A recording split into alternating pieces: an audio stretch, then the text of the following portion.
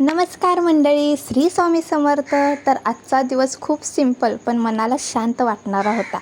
सकाळीच बाबा बागेतून काजूच्या बिया घेऊन आले आणि त्या धुवून वाळवत होते. आणि सह्याद्री तर बघा बाबांच्या मागेच होती. दोघं इतकं छान खेळत बसलेले की नाही, मला बाकीची सगळी कामं आवरता आलीत.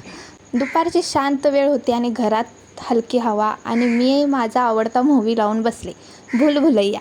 किती वेळा तरी पाहिला ना हा पिक्चर, तरी अजिबात कंटाळा येत नाही. तो चालू असतानाच माझी छोटी परी म्हणजे सह्याद्री माझ्या जवळच खेळता खेळता झोपी गेली. बाळ झोपल्यावर घरात जी शांतता असते ना, एकदम खायला उठतं घरच.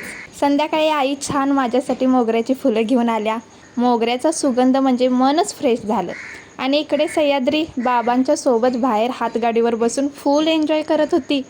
तिला बाहेर फिरायला खूपच आवडतं. रस्त्यावरची माणसं, गाड्या, आवाज सगळंच ती इकडे तिकडे बघत असते नुसती.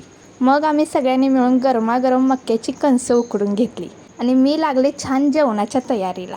आणि आमच्या मॅडम बघा नुसत्या बाहेरच फिरूया म्हणत होत्या.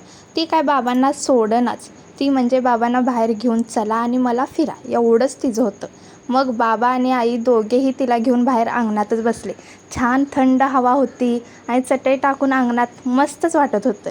रात्रीची थंड हवा, शांत वातावरण आणि सह्याद्रीचं खळखळून हसणंच होतं फक्त.